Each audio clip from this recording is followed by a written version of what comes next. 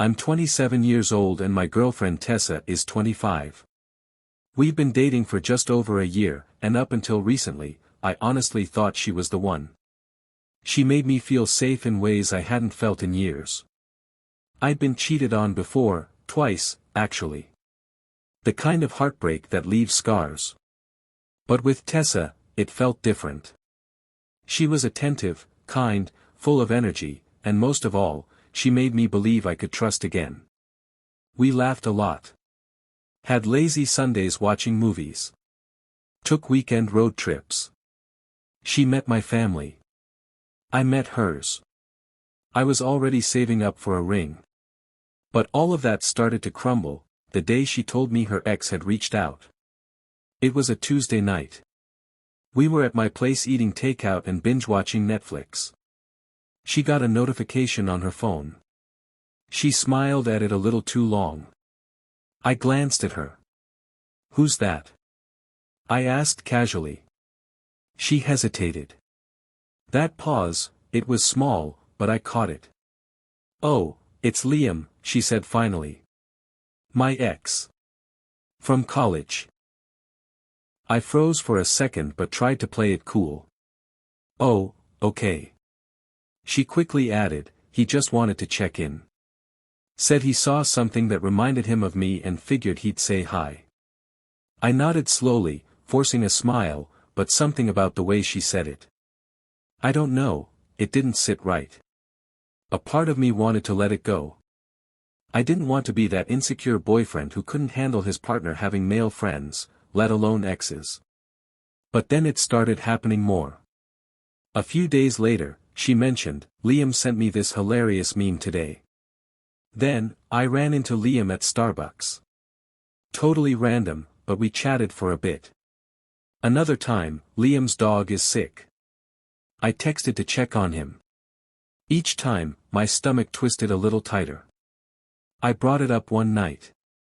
We were lying in bed, and I finally said, "Hey. I'm starting to feel a little weird about how often you're talking to Liam." She turned to me, her face soft but serious. "You don't trust me?" "It's not about trust. It's about boundaries," I said. "Staying close with an ex, it's complicated. You know I've been cheated on before." She sighed. "I get that you're sensitive because of your past. But I'm not your exes. I'm not like them." I wanted to believe her. God, I wanted to. For a while, I tried to ignore it. But then came the phone changes. She started keeping her phone face down. Changed her lock screen passcode. Notifications were silenced. One night while we were watching a movie, I noticed her texting while smiling at her phone. I asked who it was. "Just a friend," she said quickly. And shoved her phone under the pillow. A pit opened in my stomach. I didn't want to snoop. But when she went to the bathroom, I couldn't stop myself. I grabbed her phone. Locked. New passcode. That was when the real doubt started to creep in. I asked my best friend Chris about it. Chris has known me since high school. He's blunt to a fault.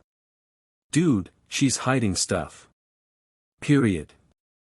I don't care how much she says she's innocent. Nobody starts acting like that unless they're crossing lines." I knew he was right. The next red flag came on a Saturday. Tessa told me she was going out for a girls' night downtown. "Cool, have fun," I said. But something told me to check. Around 10 p.m., I drove past the bar she said they'd be at. I parked across the street. And there she was, standing outside. With Liam. No girls. No group. Just her and him. They were laughing. He touched her arm. She didn't pull away.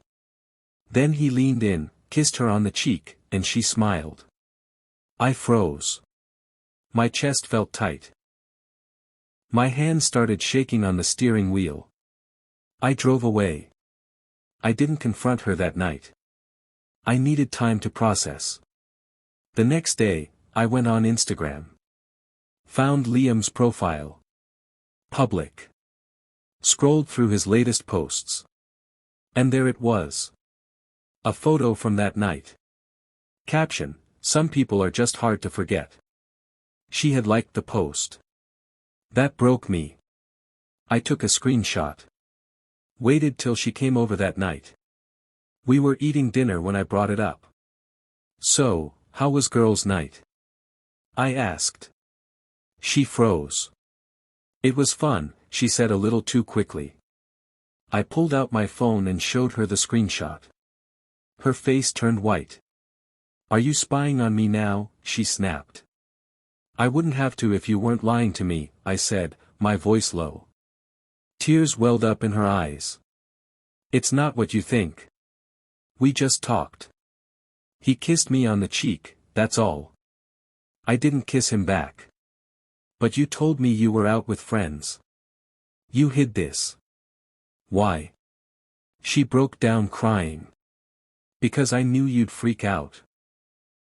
And look, you are. I just shook my head. Tessa, this isn't about me freaking out. This is about trust. You lied. Multiple times. She kept apologizing. Swearing nothing more happened. Saying she'd cut him off for good. But I couldn't believe her anymore.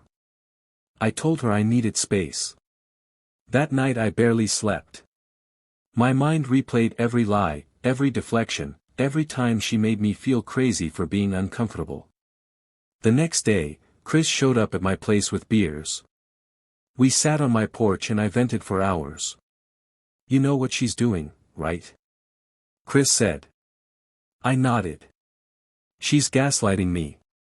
Exactly. Making you feel like you're overreacting when she's the one crossing boundaries. A few days later, I found out the worst part.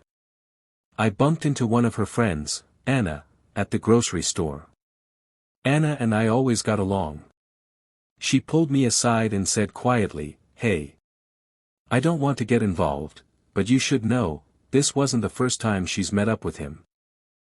What? I asked, heart sinking. Anna nodded. They've been texting for months. Hanging out a few times. I think she's been confused about her feelings. I'm sorry. That was it. I drove straight to her place. Walked inside without knocking. She was sitting on the couch scrolling on her phone. When she saw me, her eyes widened. We need to talk, I said. I told her everything Anna said. Everything I saw. Everything I felt. She started crying again, but this time. I didn't feel sympathy. I loved you, I said. I trusted you more than I've trusted anyone. And you made me feel crazy for months. She sobbed. Tried to reach for me. I stepped back. This is over, Tessa. I left. Blocked her number. Blocked her on social media. It's been 3 months now. I still get the occasional DM from her, sent from random burner accounts. She keeps saying she's sorry. That she misses me. That she didn't mean to hurt me. But I'm done. I've started therapy. Focusing on healing. Working out more. Spending time with friends. And the biggest lesson I've learned? When someone starts hiding their phone, lying about where they are, and making you feel guilty for asking reasonable questions. That's your sign.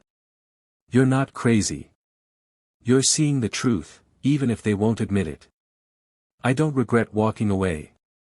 I only regret not doing it sooner.